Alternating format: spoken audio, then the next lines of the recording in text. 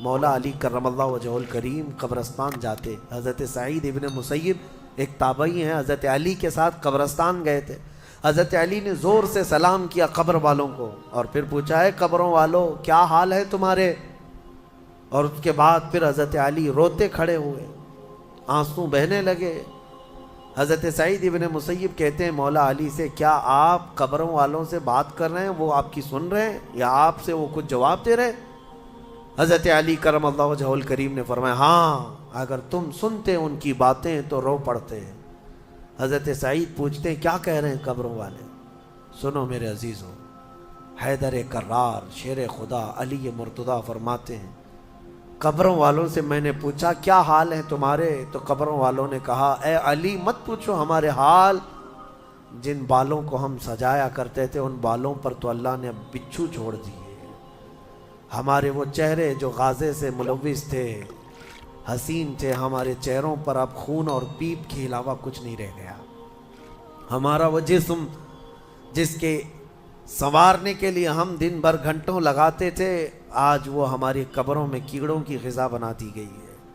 حضرت علی فرماتے ہیں قبروں والوں نے جب ہم سے یہ کہا تو ہم نے رو پڑا, ہمیں رونا آ گیا. یقیناً میرے عزیزوں وہ منزل آپ کی بھی ہے میری بھی ہے, ہمیں بھی جانا ہے آپ کو بھی جانا ہے. حضرت سفیان ثوری فرماتے ہیں ایک چھوٹی سی بچی کو آپ نے ایک جنازے کے پیچھے جاتے ہوئے دیکھا روتے ہوئے. وہ لڑکی اپنے باپ کے جنازے میں جا رہی تھی, رو رہی تھی اور یہ کہہ رہی تھی اتنی بڑی مصیبت کا دن ہمارے اوپر کبھی آج تک آیا ہی نہیں تھا. حضرت سفیان ثوری نے کہا بیٹا تم پر نہیں تمہارے باپ پر جو دن آیا وہ کبھی نہیں آیا تھا. موت کا دن, موت کا دن سب سے سخت دن ہے, سب سے سخت دن ہے. موت کس طرح سے آتی ہے پتہ ہے؟ فرمایا گیا جیسے ریشم کے کپڑے کو کانٹوں کی جھاڑی پر ڈال دو اور کپڑا کھینچو, کپڑے کے تار تار نکلتے جائیں گے. فرمایا گیا ملک الموت روح نکالنے کے لیے جب آتے ہیں تو اسی طرح سے روح نکالتے رہتے ہیں انگلیوں سے, پیروں کی ہاتھوں کی انگلیوں سے, ناخنوں سے روح نکلتی نکلتی آتی ہے. ایک ایک جوڑ سے روح نکلتی ہے, یہاں تک کہ ناک تک اس کو کھینچ کر کے لایا جاتا ہے. اور قرآن میں اللہ فرماتا ہے تم اگر دیکھو گے کہ روح کیسی نکالی جا رہی ہے, یضربون وجوہہم وادبارہم, فرشتے آتے ہیں پیٹھ پر پیچھے مارتے ہیں, زور زور سے مارتے ہیں اور پیشانیوں پر مارتے ہیں اور یہ کہتے ہیں اے نکل جا روح. اللہ فرماتا ہے تم اگر دیکھو گے کہ فرشتے کس طرح روح نکالتے ہیں تو کانپ کر رہ جاؤ گے, مار مار کر کے روح کو نکالا جاتا ہے. اور یہ چھوٹا سا وقت نہیں ہے, ادھر جھٹکا لگا ادھر موت ہو گئی, لمبا پروسیس ہے. اس سے جو گزرتا ہے وہی بتا سکتا ہے.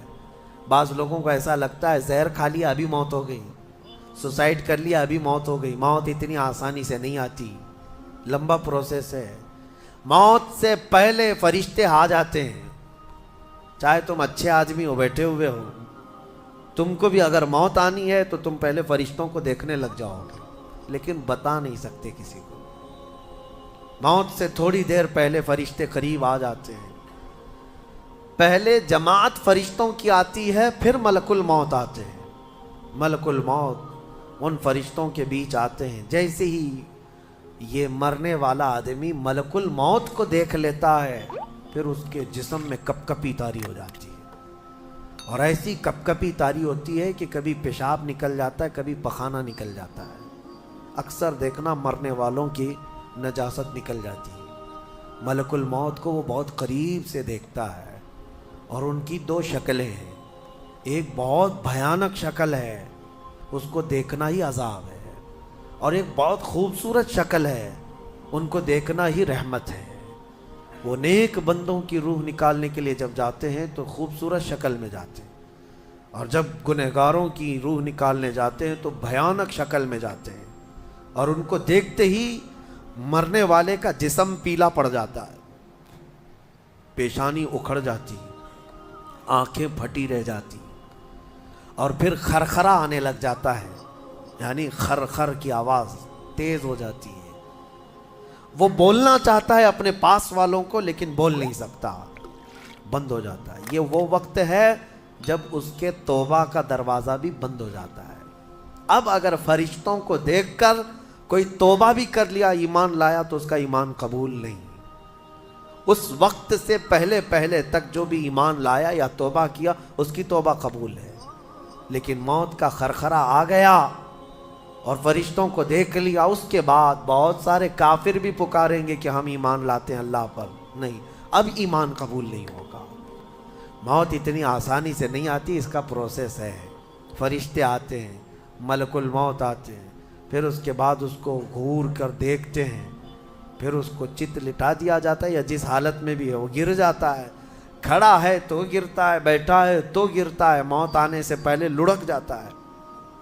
یہ ضروری بھی نہیں ہے کہ آج میں اپنے آپ کو سنبھال کر بیٹھا ہوں، اگر میری موت آنی ہے اسی کرسی سے گر جاؤں، اسی جگہ سے ہم گر جائیں، اور اس کے بعد ملک الموت روح کھینچنا شروع کرتے ہیں، پیروں کے ناخنوں سے لے کر ہاتھوں کے ناخنوں سے لے کر اس کے جسم کے ہر حصے سے لے کر ناک تک کھینچتے ہوئے لاتے ہیں، اور اس کے بعد جب پوری روح نکل جاتی ہے وہ لے کر کے چلتے رہتے ہیں، اور مردہ ان کو جاتے ہوئے دیکھتا رہتا ہے۔ آنکھیں سب سے لاسٹ میں کھلی رہتی، کسی بھی مرنے والے کی آنکھیں بند نہیں رہتی، کھلی رہتی، وہ دیکھتا رہتا ہے۔ اسی لیے حدیث پاک میں ہے جب کسی کی روح نکل جائے تو سب سے پہلے تم اس کی آنکھیں بند کر دو، ہمیں بند کرنا ہوتا ہے، اور اس کے بعد منہ بھی کھلا رہ جاتا ہے، منہ اوپن رہ جاتا ہے، فرمایا گیا منہ کو دبا کر بند کر دو۔ یہ سب نشانیاں ہیں میرے عزیزوں موت کی سختیوں کی۔